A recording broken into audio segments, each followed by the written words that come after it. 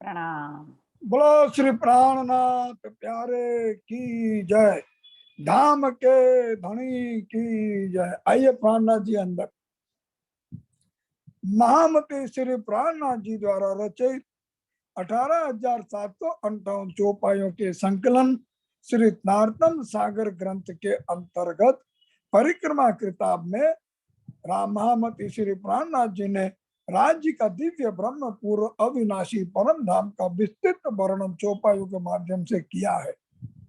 हम विगत 4 दिनों से परम धाम के उस परिभ्रमण का आनंद लेते हुए हम आज पुनः जो बाकी बचे हुए भाग या गोलाकार आवृत्ति में उसमें परिभ्रमण करते के लिए हम राज्य का आह्वान करते हुए उन्हें हम अपने हृदय मंडल पर विराजमान कराते हैं। बंदो सतगुरु जी के चरण में करूं सुप्रेम प्रणाम। अशुभ हरण मंगल करण श्रीदेव चंद्र जी नाम। श्री प्राणनाथ निज मूलपति श्री महाराज सुनाम। तेज कुंवर श्यामा युगल को पल पल करो प्रणाम। मोहे अंग उत्कंठा उपजी मेरे करना यही विचार।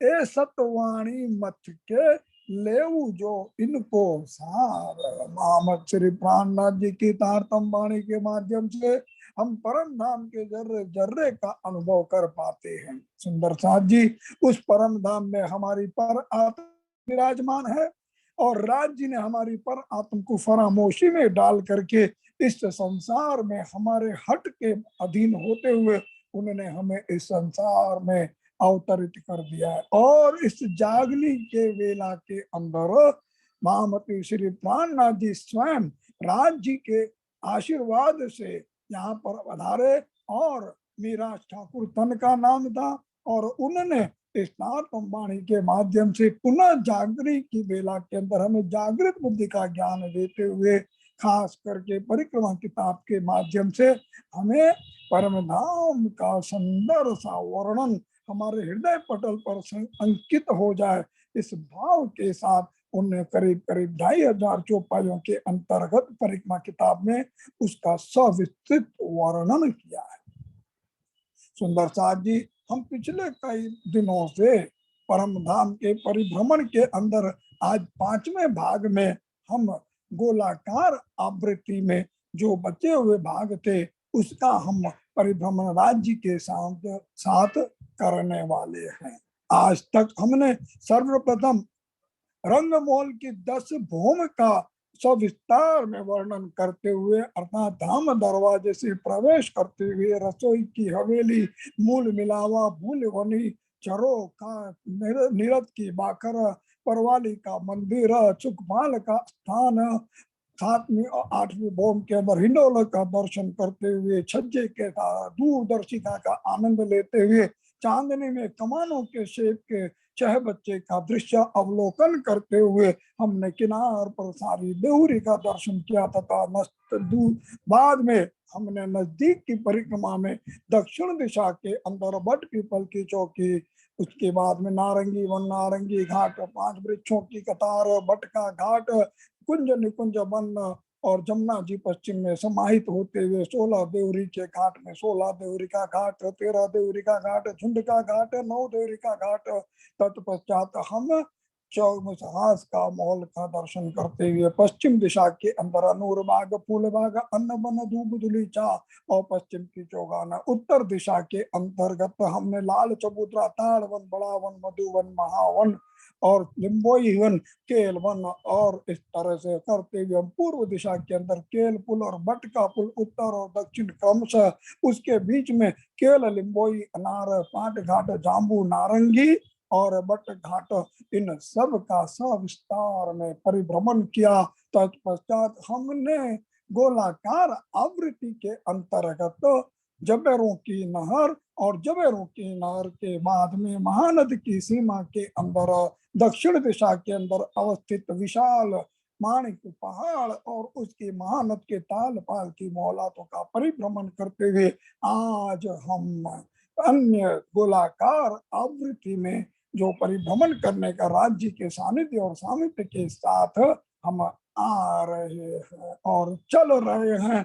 कल हमने माणिक पहाड़ की महानद की पगडंडियों के माध्यम से प्रवेश करते हुए हमने विद्य में माणिक पहाड़ की 12,000 बोम की ऊंचाई वाला 48 लाख कोस की ऊंचाई वाले माणिक पहाड़ की चांदनी टापू महल और उसके पश्चात जल का प्रवाहित होते हुए महानद की सीमा तक एक विशाल समुद्र की भांति परिभ्रमण करते हुए आनंद लेते हुए हिंडोले के अंदर झूलते हुए फलों का स्वाद लेते हुए हम अब वन की नहरों के अंदर प्रवेश कर रहे हैं। महामती सुंदर साथ जी, अब ये पहले तो आप ये ध्यान दीजिए सुंदर साथ जी, गोलाकार आवृत्ति होती है तो परिधि का कुछ एक माप हो जाता है। महामती प्राणनाथ जी ने शुरू में ही कह दिया था कि ये परम धाम इतना विशाल विशाल है कि मैं इसको गिनती में पिरो करके सम्मिलित करना थोड़ा असंभव है, लेकिन बेशुमार को लाऊं शुमार में इस भाव के साथ उन्हें इस संसार की कुछ गिनतियों का आश्रय लेते हुए हमें समझाते हुए कहते हैं कि गोलाकार आवृत्ति में सर्वप्रथम जो जवेरों की नहर उसकी भीतर की परिक्रमा 62,50,000 कोस है, बाहर की परिक्रमा यानी 4.5 लाख कोस चौड़ाई के पश्चात है। बाहर की परिक्रमा जवेरों की नहर की आती है, समझने के लिए उसे 7,20,00,000 समझते हैं, लेकिन वैसे वो 7,09,00,000 कोस के आसपास होती है। उसके पश्चात जो एक नहर 10वीं तत्पश्चात महानदी की सीमा प्रारंभ होती है जिसकी चौड़ाई 2,36,50,000 कोस है। भीतर की परिक्रमा 7,20,00,000, बाहर की परिक्रमा 15 करोड़ कोस की होती है।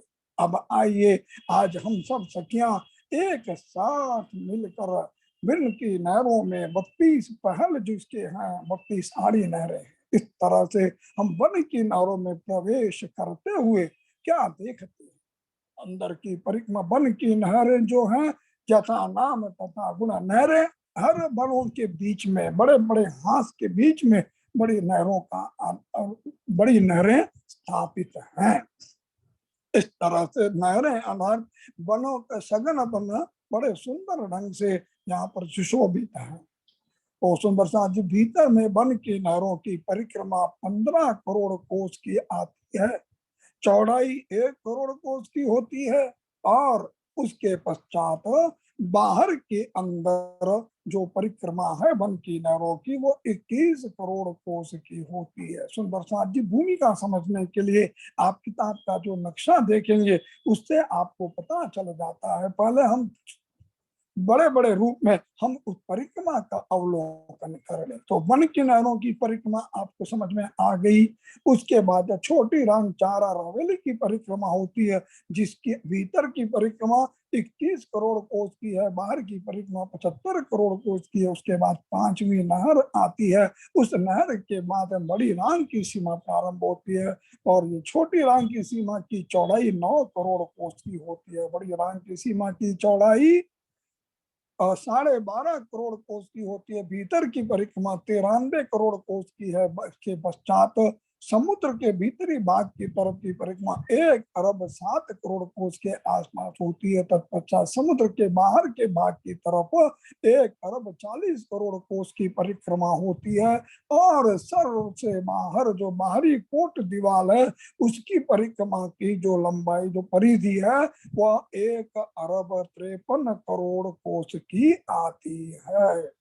इस तरह से हमने बड़ी बड़ी संख्या के माध्यम से परिक्रमा और उनकी चौड़ाई का दृश्य अवलोकन किया। अब हम वन की नहरों के अंदर हम प्रवेश करते हुए वन की नहरों के अंदर हम सर्वप्रथम क्या देखते हैं, भीतर की परिक्रमा पुनः स्मरण करें कि 15 करोड़ कोस है, बाहर की परिक्रमा 21 करोड़ कोस है, 32 पहल है। प्रत्येक पहल में सुंदर साथ जी यहाँ पर बड़े बड़े प्रत्येक 1200 कोस के अंतर में एक एक बोम ऊंचे चबूतरे आए हैं जिसके चारों तरफ सीढ़ियां हैं और चारों तरफ नहर भी है। नहर के मतलब जैसे हमने 10वीं भूम की चांदनी में सर्वप्रथम जो नहरों का आनंद देखा, जो त्रिपोलियों के सिर पर था, तो क्या देखा, 32 के 3 भाग करते हैं, तो बीच के भाग में जल का प्रवाह है, दाएं बाएं भाग में पाल है, और एक पाल से दूसरे पाल में जाने के लिए पुल का निर्माण भी होता है। इस तरह से वन की नहरों में भी इस बाउंड्री के अंदर हमें ये दिखता है, और बीचों बीच उसके मध्य में एक भूम ऊंचा चबूतरा आता है, जिसके चारों तरफ सीढ़ियां हैं चढ़ने उतरने के लिए। उसके ऊपर 5 भूम के वाला एक एक विशाल वृक्ष अवस्थित है। सुंदर साथ ये विशाल क्यों बोला गया है? क्योंकि महामती प्राणनाथ जी ने वर्णन में बताया है कि ये 5 भूम है, लेकिन प्रत्येक भूम के अंदर 12,000 भूम और आई है। इस तरह से 12,000 गुणे 5 अर्थात 60,000 भूम हो गए। और अगर एक भूमि की ऊंचाई समझे तो ये 400 कोस की एक भूमि की ऊंचाई होती है, अर्थात 5 भूमि की ऊंचाई छठी चांदनी।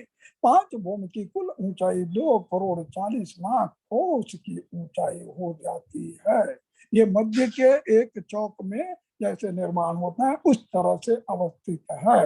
लेकिन इसके परिधि में क्या है? नहरों के बीच और मध्य के चौक के बीच में हम देखते हैं 4 दिशा और 4 कोने पर पुनः छोटे छोटे वनों की शोभा है। इन वनों में पुनः अपना विशेष रूप से एक सघन वनों की शोभा है। बड़े सुंदर सुंदर वनों की शोभा से ये आच्छादित है। सुंदर साथ ही जब हम कभी पौधावली गाते हैं तो हम कहते हैं, कई बार सुनते, पशु पक्षियों को जब हम बोलते हैं पशु पक्षी विदा होते हैं और सघन वन विषय पधारे, तो जब हम गाते हैं सो पुडावनी सोए रहे श्याम सखियन संग अंदर, तो जब ये गाते हैं पुडावनी तो उसके अंदर आता है पशु पक्षी जब आज्ञा पाए सो जाए सब ही जहाँ बन सगनन सोए रहे श्याम सखियन संग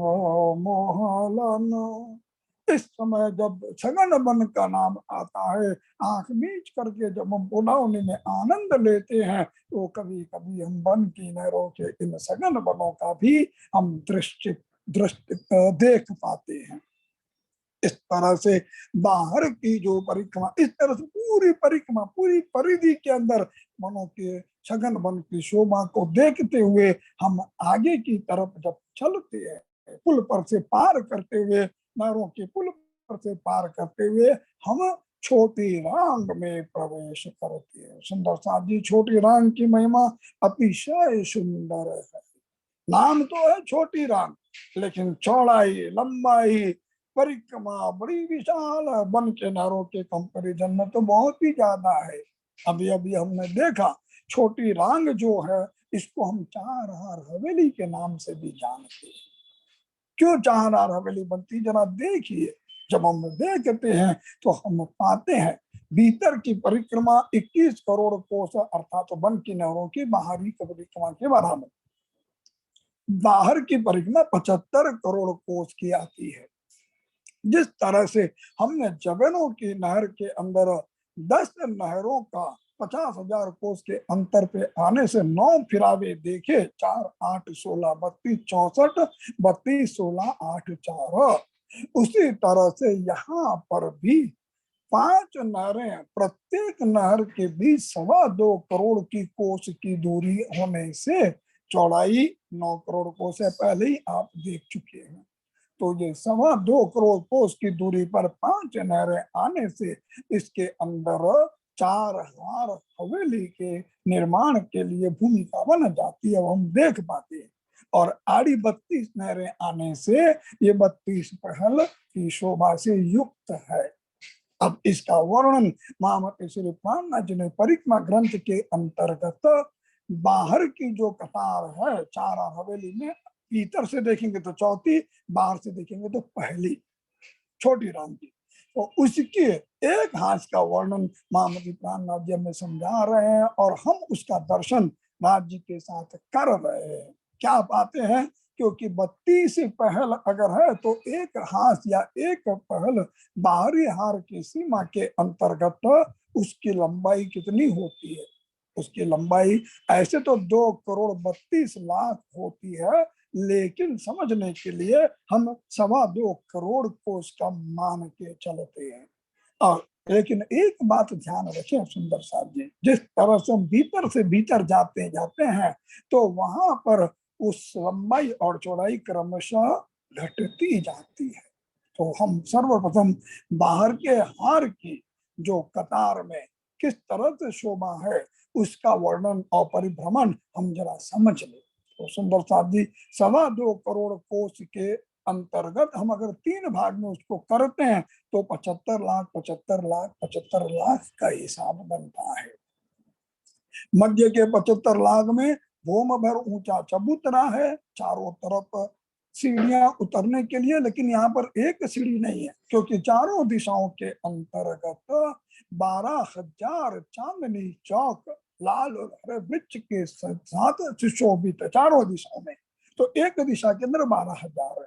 इनकी जो नाप दंड है, जो उनका जो नाप है, वो क्रमशः जब बाहर की तरफ जाएगा तो वो धीरे धीरे समानांतर चलेंगे, लेकिन प्रत्येक का नाप क्रमशः बढ़ता जाएगा।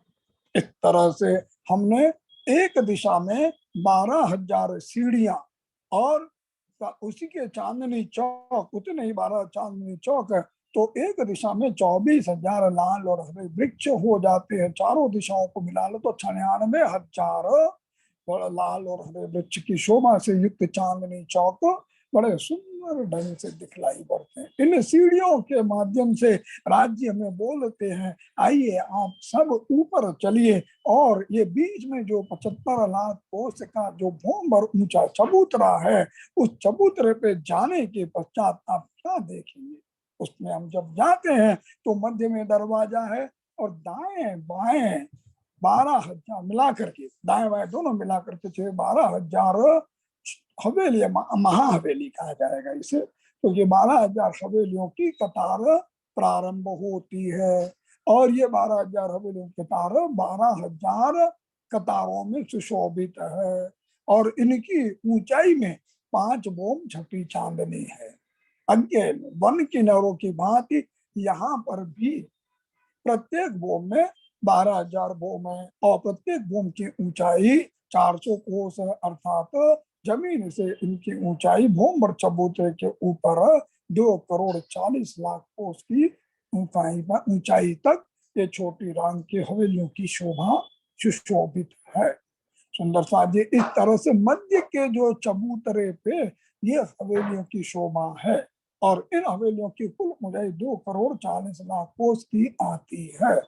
लेकिन थोड़ा ध्यान देना, क्योंकि यहाँ हवेली का मतलब क्या, एक हवेली और 2 थम्बों की कतार, और इस तरह से वो हवेली के अंदर महल की शोभा है। सुंदर साहब जी, प्रत्येक हवेली में 12,000 महल का वर्णन महामती प्राणनाथ जी ने हमें बताया। हम वहां जाकर देख पाते हैं अंदर से अंदर, जिस तरह से मानिक पहाड़ में अंदर से अंदर जाते गए तो कितना सुंदर तरीके से एक महाहवेली में हमने महल देखे 12,000, एक महल में 12,000 मंदिर देखे, एक मंदिर में 12,000 कोठड़ियां देखी और एक कोठड़ी में 12,000 हिंडोले देखे। इसी तरह से यहाँ पर भी संक्षिप्त रूप से हम समझ गए कि एक एक महाहवेली में 12,000 महल की शोभा से सुशोभित, अर्थात अगर मध्य के दरवाजे में हम खड़े हो जाएं तो एक तरफ 7,20,000 नहीं 7,20,00,000 कोस की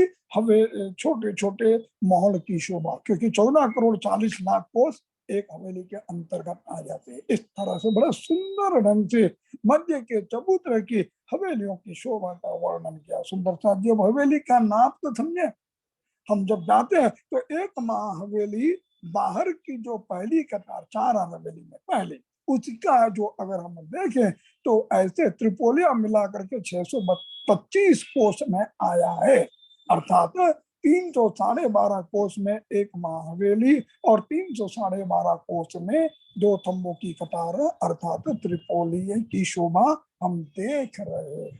तो सुंदर साहब जी, ये जब अंदर की तरफ जाते हैं तो धीरे धीरे इनकी लंबाई चौड़ाई क्रमशः घटती जाती है। जिस तरह से हमने रंग महल के अंदर हवेलियों की शोभा देखी, एक कतार में 231, बाहर की जो हवेली थी चौथी रंग महल में, वो 23 मंदिर की थी, और बीटे घटते घटते जो पहली गोल हवेली आई वो 21 मंदिर है। अर्थात भीतर से भीतर जाते हैं तो वो कम से कम घटती जाती है। इस तरह से 312 कोच के अंदर हवेली और 312 कोच के अंदर त्रिपोली की शोभा है। सुंदर सा जी, मध्य का 75 लाख का चौक, उसका दर्शन हमने अभी अभी परिभ्रमण हमने राज्य के साथ किया। अब बचा आस पास में 4 दिशा और 4 कोने के स्थान पर क्या शोभा देख रहे हैं।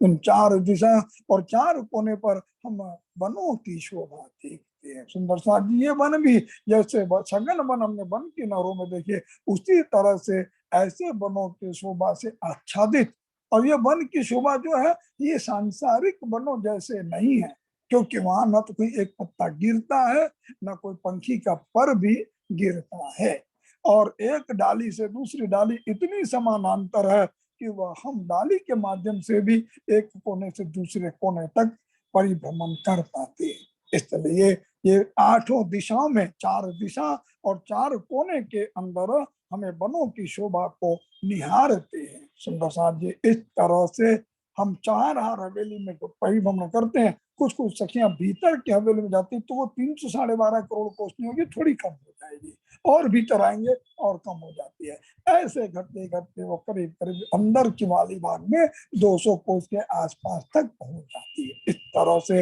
हम छोटी राम का परिभ्रमण करते हुए अब हम राज्य के साथ उनके सानिध्य के अंदर उनके साथ आनंद लेते हुए, राज्य बोलते हैं बड़ी राम छोटी राम का परिभ्रमण में आपको आनंद आया? बोले हाँ जी, ये तो इतनी ऊंची ऊंची अट्टालिकाएं हैं, 2 करोड़ 40 लाख कोस की ऊंचाई, यानी कितनी ऊंची, हमने तो दुनिया के अंदर इतनी ऊंची इमारत ही नहीं देखी। तो वो बोलते सही बात है, क्योंकि दुनिया में ऐसी कोई मिसाल ही नहीं है जिसकी मिसाल से, जिसकी उपमा से सनंद के अंदर भी बताया, बोलते हैं कि उसकी उपमा से मैं परम धाम की इन चीजों का वर्णन लिपिबद्ध करके बताऊं। लेकिन अब आपको यकीन हो गया कितनी विशाल है, तो बोले आइए विशालता की पराकाष्ठा को देखने के लिए अब हमें राज्य के सानिध्य में हम अब कहाँ प्रवेश कर पा रहे हैं। छोटी रांग 9 करोड़ कोस की परिक्रमा पूरी करते हुए परिधि के अंदर हमने 21 करोड़ भीतर की तरफ और 75 करोड़ बाहर की तरफ की परिक्रमा करते हुए हम अब बाहर की तरफ आते। तो सुंदर साथ जी, हमें बाहर आना कैसे, तो वो आना कैसे वो देखने के लिए हमें बड़े सुंदर ढंग से महामती प्राणनाथ जी ने बताया था। जैसे हमने परम धाम पट दर्शन में देखा, उसी तरीके से अब हम छोटी रांग से बड़ी रांग में प्रवेश कर रहे हैं। तो छोटी रांग से बड़ी रांग में प्रवेश करने के लिए महामती श्री प्राणनाथ जी ने परिक्रमा ग्रंथ के अंदर हमें बताया था कि पहले तो आप बड़ी रांग की भूमिका जरा समझ लेते हैं, तो याद कर लेते हैं, तो समझ लेते हैं, तो परिभ्रमण का आनंद आता है। सुंदर साथ जी, बड़ी रांग की परिधि आप जानते हैं कि पहले तो चौड़ाई कितनी है, 12.5 करोड़ कोस। उसे समझने के लिए हमें क्या करना है कि उसको समझने के लिए महामती प्राणनाथ जी ने हमारे को सरलीकरण करते हुए बताया, और गुरुओं ने हमें बताया, आचार्यों ने हमें बताया कि इसे समझने के लिए आप इसको 3 भाग में विभक्त कर लीजिए। तो 3 भाग विभक्त करते हैं, और 32 पहल तो अपन हम सब जानते हैं कि 32 पहल वन की नहरों से शुरू होते होते ये आगे तक मेंटेन रहता है। 32 पहल है तो 32 बड़े बड़े विशाल गुरज भी आएंगे। एक एक हाथ की लंबाई चौड़ाई बड़ी सुंदर है। बड़ी रांग में अगर भीतर की एक हाथ की बात करें तो 2 करोड़ 92 लाख कोस की एक हाथ की सीमा है, और बाहर की तरफ करेंगे तो 4 करोड़ 80 लाख और 32,000 कोस की सीमा के अंतर्गत एक हाथ का वर्णन है। सुंदर साथ जी, इस तरह से इसको जब 3 भाग में विभक्त करते हैं तो हम क्या देख पाते हैं, बाहर की कोट दीवार क्यों, जैसे हमने संसार में देखा है कि जो किला होता है तो किले की जो बाहरी दीवार होती बड़ी मोटी होती है, इस तरह से ये बड़ी रांग एक परम धाम के अंदर एक कोट दीवाल की बात है, किले की दीवाल की बात। तो बाहर की तरफ जो मोटी दीवाल है, और प्रत्येक मोटी दीवाल तकरीबन तकरीबन 4.25 के बीच की एक एक दीवाल का मोटाई है, क्योंकि टोटल तो मोटाई है 12.5 करोड़ कोस है। 3 भाग में विभक्त कीजिए तो 4 पॉइंट समथिंग आता है। इस तरह से बाहर की कोट दीवाल, भीतर की दीवार, और उसमें गुर्जों की शोभा प्रत्येक संध पर है। और मध्य के भाग के अंदर 8 सागर, 8 जिमी और 16 हवेलियों की जिमी होती है। इस तरह से 8 सागर का नाम हम जानते हैं। अग्नि कौन से प्रारंभ करें तो नूर सागर, नीर सागर, क्षीर सागर, दधि सागर, घृत सागर, मधु सागर, रस सागर और सर्वरस सागर। पूर्व दिशा के अंदर सर्वरस सागर है, अग्नि कोण के अंदर नूर सागर है, और ईशान कोण के अंदर रस सागर है। इस तरह से 4 कोनों में और 4 दिशा के अंदर इन सागरों की शोभा है। इसमें से 2 नंबर, 3 नंबर, 5 नंबर और 7 नंबर का जो सागर है वो श्यामा जी का है, और 1 नंबर, 4 नंबर, 6 नंबर, 8 नंबर ये राज्य के सागर की सुंदरता का वर्णन बताता है। इस तरह से हम 8 सागर देखते हैं। उसी तरह से 8 जिमी, हर जिमी का भी विस्तृत वर्णन हम अभी थोड़ी देर में समझेंगे। और बीच में हर सागर और हर जिमी के दाएं बाएं हवेलियों की जिमी, यानी 16 हवेलियों की जिमी। 32 पहल का हिसाब, 8 8 16 और 16 32, और बाहर और भीतर की तरफ 32 है। इस तरह से 32 32 और 16 ये 80 टोटल जो हमने सुना है आचार्यों के मुखारविंद से, 80 हवेलियों की दीवाल की शोभा बड़ी रांग के अंदर। तो वो 80 हवेलियों की दीवाल की शोभा का वर्णन हम अभी थोड़ी देर में परिभ्रमण के माध्यम से देखेंगे। सुंदर साथ जी परिक्रमा का परिभ्रमण करते हुए हम परिक्रमा पुनः देखें तो बड़ी रांग की भीतर की परिक्रमा 93 करोड़ कोस की है। सागर के अंदर भीतर की तरफ अर्थात भीतरी दीवार की तरफ 1 अरब, मैं बड़ी बड़ी गिनती बता रहा हूँ, 1 अरब 7 करोड़ कोस की है।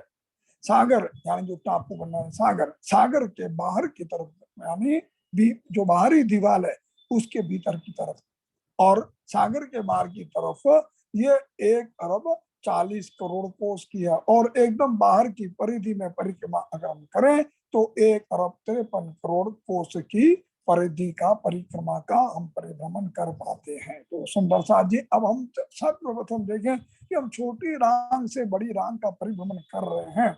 तो सुंदर साथ जी छोटी रांग की जो पहली नहर, अगर हम भीतर से देखेंगे तो 5वीं, यानी 4 हवेली की, जिसका वर्णन अभी अभी हमने समझा 2.25 करोड़ कोस के 1 हाथ वाला।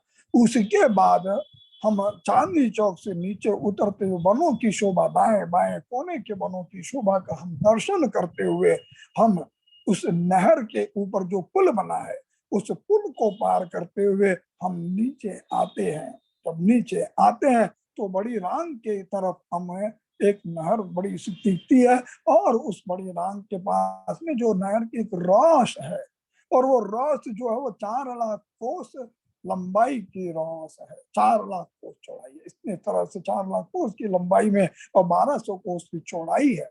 उस रॉस पर जब हम आते हैं तो उस रॉस पर आने के बाद हम बड़ी रांग में भीतर की तरफ हम एक हाथ की तरफ समझें तो हमें समझने में सरलता होगी।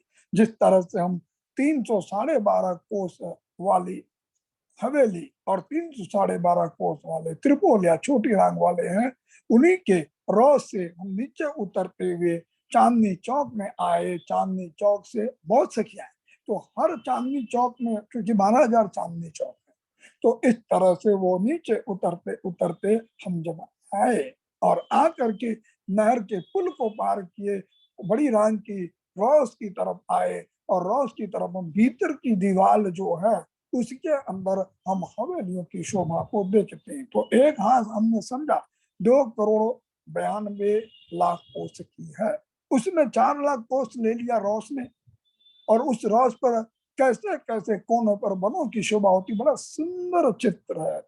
तो इस तरह से हम 2 करोड़ 88 लाख कोस के बीच में अब ये एक भूम पर ऊंचा चबूतरा है, उस चबूतरे के ऊपर एक दिशा में 12,000 हवेलियां हैं। और ये 12,000 हवेली, अभी हम 32, 32 और 16 इन हवेलियों का वर्णन में परिभ्रमण कर रहे हैं। इस तरह से वहां भी हमने देखा भूम पर ऊंचे चबूतरे पर, वही वहां पर भी 12,000 चांदनी चौक है। फर्क इतना है कि यहाँ पर वो चांदनी चौक की जो सीमा है वो गली के सामने गली है, हवेली के सामने हवेली है। फर्क इतना है, लंबाई चौड़ाई में फर्क पड़ जाएगा। क्यों? क्योंकि जो जो हम बाहर की तरफ जाते हैं क्यों तो हवेलियों की सीमा में नापदंड में लंबाई चौड़ाई में विस्तार से विस्तार बढ़ते जाता है। सुनिए सुंदरता जी, समझिए और देखिए, परिभ्रमण का आनंद लीजिए। तो सुंदरता जी, इस तरह से भीतरी दीवाल के अंदर हम सर्वप्रथम रोज से ऊपर जाके चांदनी चौक की सीढ़ी से ऊपर चढ़ के हम पुनः उन हवेलियों की कतार के बाहर की रोस पर खड़े होकर के जब देखते हैं तो यहाँ जो हवेली हमने अभी अभी हम छोटी रान में 312 कोस की देखी, वो यहाँ पर इतनी विशाल हो जाती है और प्रैक्टिकली 4 गुना बढ़ जाती है। अर्थात एक एक हवेली भीतर की तरफ 1200 कोस की लंबाई चौड़ाई, ये महाहवेली है, उसमें मॉल भी है, सब कुछ है। इस तरह से एक दिशा में यहाँ पर भी यथावत 7,20,00,000 दरवाजे के दाएं और बाएं, अर्थात 14,40,00,000 कोस के महल मंदिर वगैरह सब बनने वाले हैं। लेकिन अभी हम एक महाहवेली का दर्शन करते हैं तो उस महाहवेली के अंदर 12,000 हवेलियों की ऐसे ही 12,000 कतारें की शोभा के साथ युक्त है। प्रत्येक महाहवेली के बीच में त्रिपोलिया भी है। त्रिपोलिया अर्थात 2 थंबों की कतार। याद रहे, जिस तरह से रंग मॉल में हमने एक एक हवेली के चारों बाजू त्रिपोलिया देखा, 2 थंबों की कतार देखी, उसी तरह से यहाँ पर भी 2 थंबों की कतार 2 हवेलियों के बीच में स्थित अवस्थित है। इस तरह से अब हम जरा ऐसे बढ़ते बढ़ते आगे जाएंगे तो छोटी मतलब सागर की तरफ आएंगे तो टापू माल में कैसे हवेली है वो भी हम देखेंगे, और बड़ी रान की बाहरी कोट दीवार की हवेलियों की शोभा। इस समय हम 80 हवेलियों की दीवार की वर्णन और परिभ्रमण कर रहे हैं। तरह से हमने भीतर की तरफ 1200 कोस के अंदर हमने एक हवेली देखी और 1200 कोस में ही त्रिपोलिया देखा, अर्थात एक एक त्रिपोलिया एक एक गली 400 कोस की हो गई। यह सब चीज समानांतर चलते हुए आगे से आगे यानी बाहर की तरफ हम जब जाते हैं, यानी टापू महल। क्यों टापू महल? अर्थात जो बीच का भाग जहाँ सागर है उसके अंदर जो है, तो अगर हम उसकी तरफ पहुंचते हैं तो वहां पर भीतर वाली जो हवेली है उसका नाप हो जाता है 1400 करोड़ कोस। तो 1400 करोड़ हो गया एक। इस तरह से त्रिपोलिया भी 1400 करोड़ हो गया। और उसी टापू महल के परिधि के अंदर जब हम बड़ी रान के बाहर की दीवार के भीतर की तरफ देखते हैं तो वह 1800 कोस लंबाई चौड़ाई से सुशोभित हो जाती है।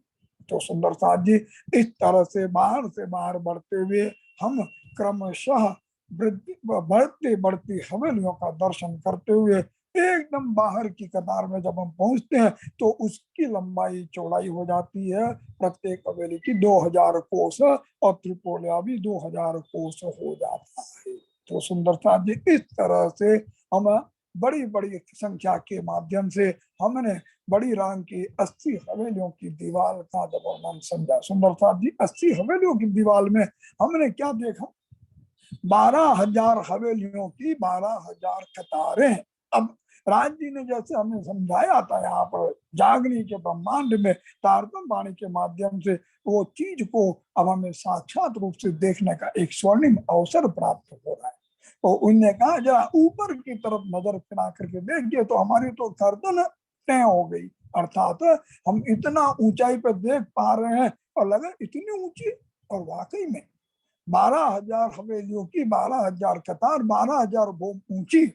अब सुनिए सुंदरता जी, प्रत्येक भूम के अंदर 12,000 छोटी छोटी भूम और एक भूम की ऊंचाई 1 कोस की होती है। तो 14,40,00,000 कोस की ऊंचाई से शोभा के साथ युक्त ये बड़ी राम की हवेलियों का वर्णन हम यहाँ देख पा रहे हैं, समझ पा रहे हैं। और उन हवेलियों में उसी तरह से महल है, मंदिर है, सब कुछ की शोभा यथावत है। तो सुंदर सा जी इस तरह से हमने बड़ी रांग की बड़ी हवेलियों का वर्णन करते हुए, समझते हुए दर्शन किया।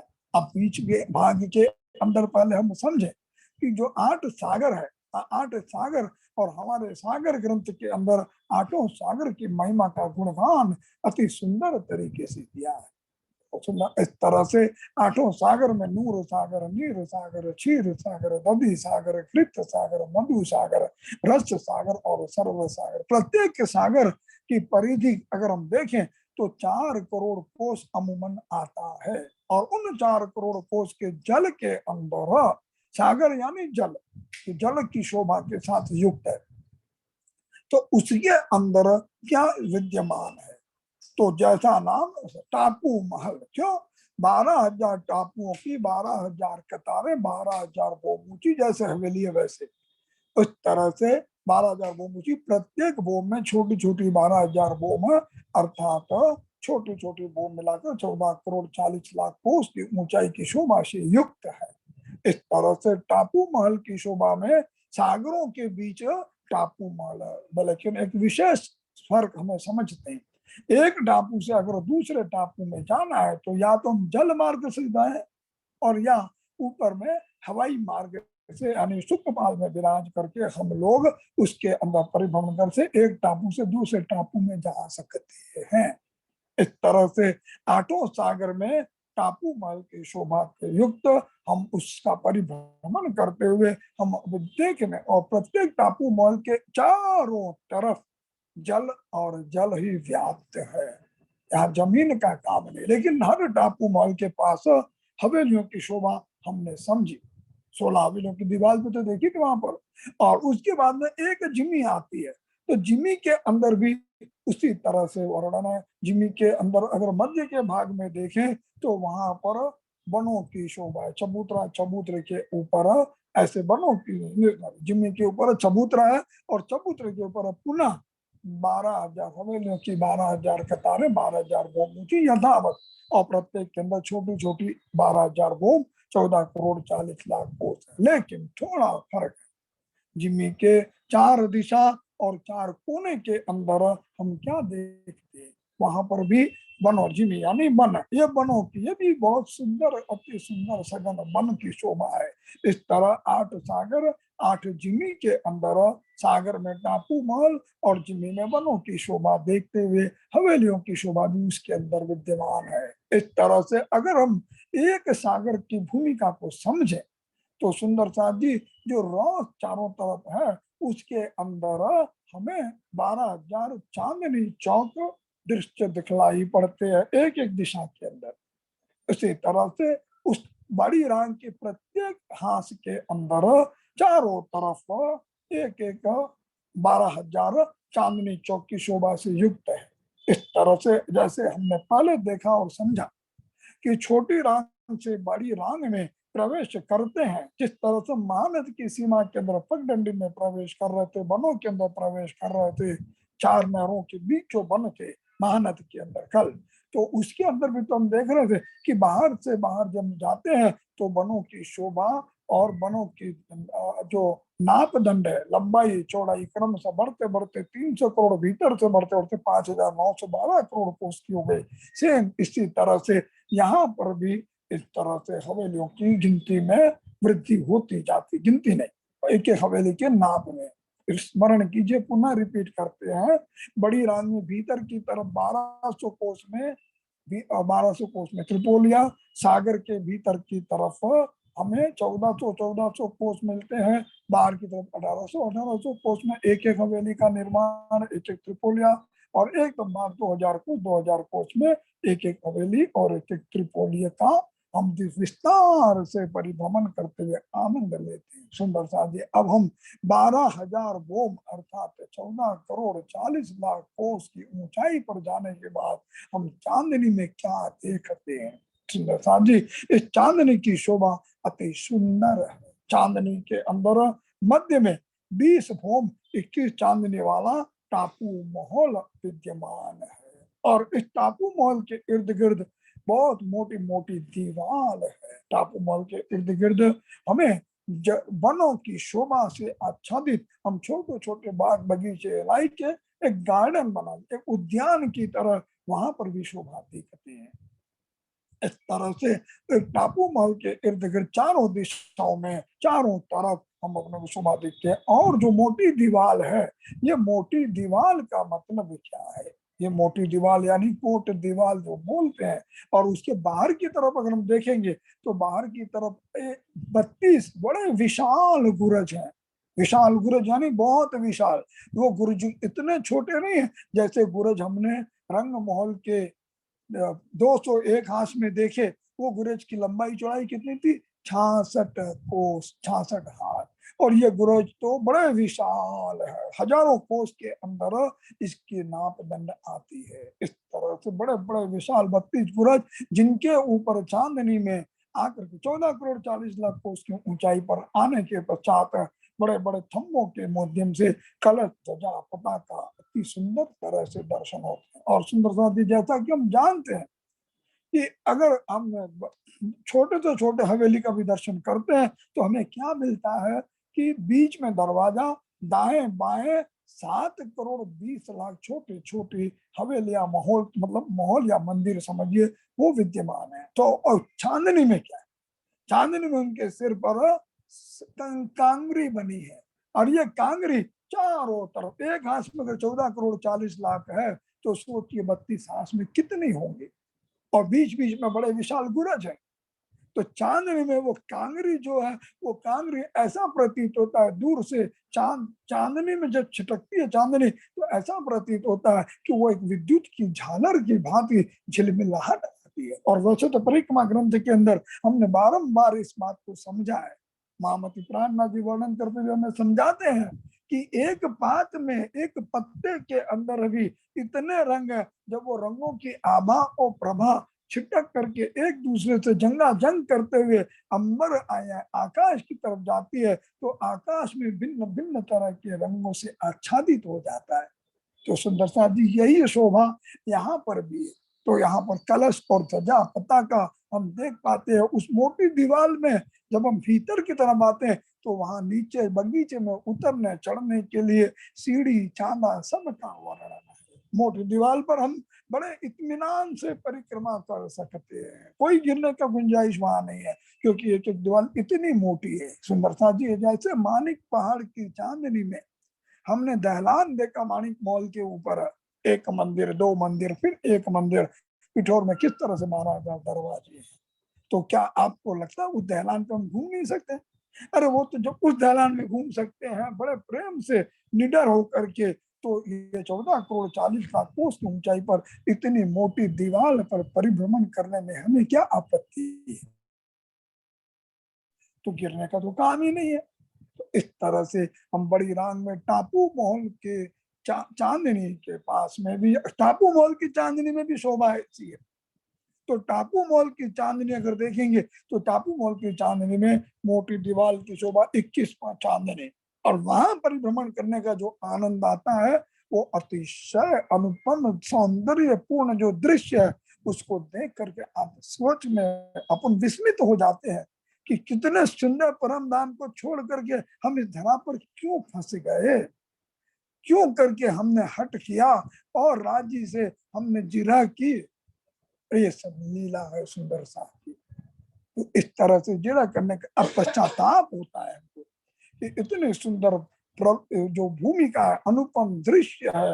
महामती प्राणनाथ जी ने तो चौपाइयों के माध्यम से बताया, अन्य महापुरुषों ने, गुरुओं ने, आचार्यों ने हमें लिपिबद्ध करते परम धाम पट दर्शन के माध्यम से बताया। अब यहाँ पर हम इस नक्शे के माध्यम से और परिभ्रमण करते हुए आनंद लेते हुए परम धाम की लज्जत का संसार में आनंद। सुंदर साथ जी, आइए टापू महल की चांदनी का पुनः स्मरण और परिभ्रमण करें। तो इस तरह टापू महल की चांदनी में दीवार पर जैसे मानिक पहाड़ की चांदनी में दहलान बनी थी, ऐसी दहलान का निर्माण यहाँ भी है। आप देख पाते हैं, यह दहलान है हमारी परिक्रमा के वास्ते। और इस तरह अब आप सोचे 14 करोड़ 40 लाख के कोस के ऊपर 20 बोम अनेक ऊंचा, और 21वीं चांदनी पे हम अगर उसकी पेरी फेरी पर, उस दीवार पर, उस दहलान पर परिभ्रमण करते हैं तो भीतर क्या देखते हैं। परिभ्रमण करते हुए कुछ कुछ सखियां वहां पर चांदा और सीढ़ी जो बनी है उसके माध्यम से रौस पर, बगीचे की रौस में आ जाती है। बगीचे की रौस में आकर के वहां पर जलाशय भी देखते हैं, और बगीचे के रस में बगीचे का आनंद लेते हुए हम जलाशय की तरफ मध्य में जब पहुंचते हैं तो उसका आनंद लेते हुए वहां भी इर्द गिर्द पूरी परिक्रमा के अंदर वृक्षों की शोभा का आनंद लेते हो। सोचिए सुंदरता जी, वृक्षों की शोभा कितनी ऊंचाई पर, यानी वो सौंदर्य से परिपूर्ण। और ये सौंदर्य कैसा है, आप बड़ी भांति भांति, चेतनता, कोमलता, सुगंधी और प्रकाशमय।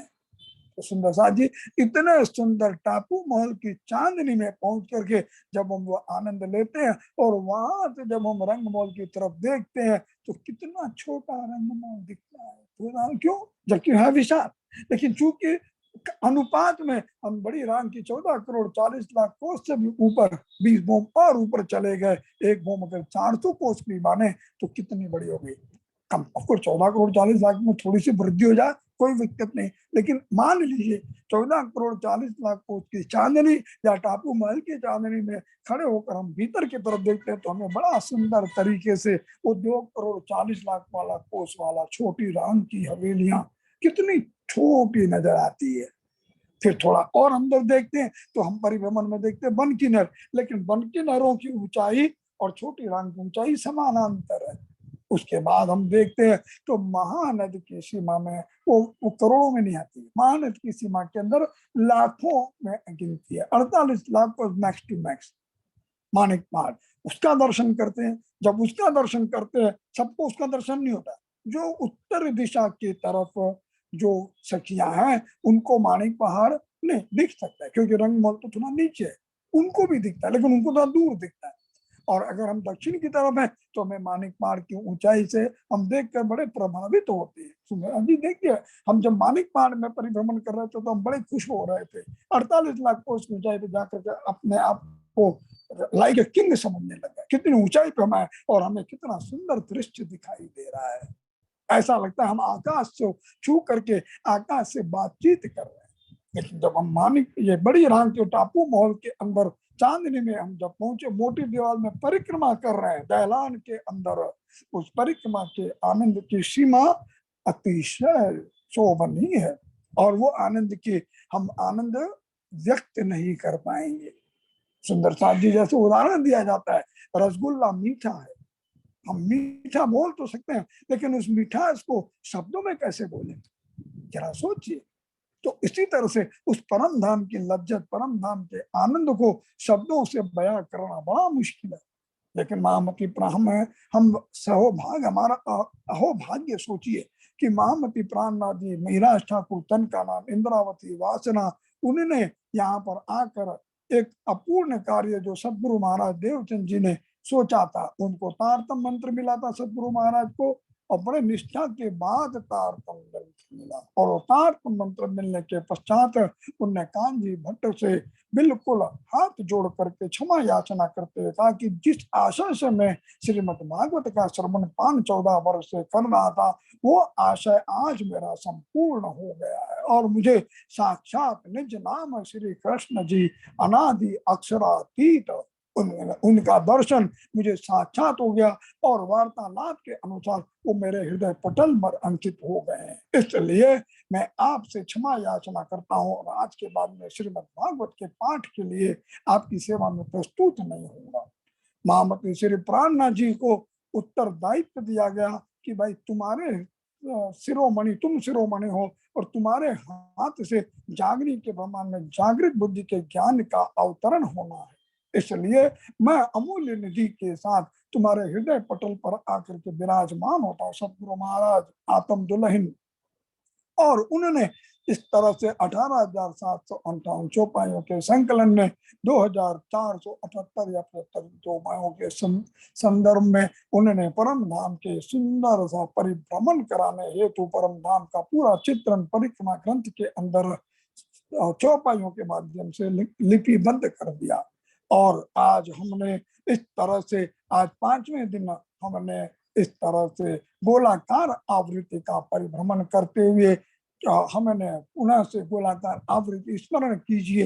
हमने जबेरों की नहर से प्रारंभ करते हुए महानद की सीमा के अंदर मानिक पहाड़ का सविस्तार परिभ्रमण करते हुए, वन की नहरों के अंदर आनंद लेते हुए, छोटी रांग की हवेलियों का दर्शन करते हुए, बड़ी रांग के तीनों भाग का अति सुंदर तरीके परिभ्रमण किया और टापू महल की चांदनी की मोटी दीवार पर दैलान में परिभ्रमण किया और राज्य के सानिध्य और सामिप्य का अनुभव किया।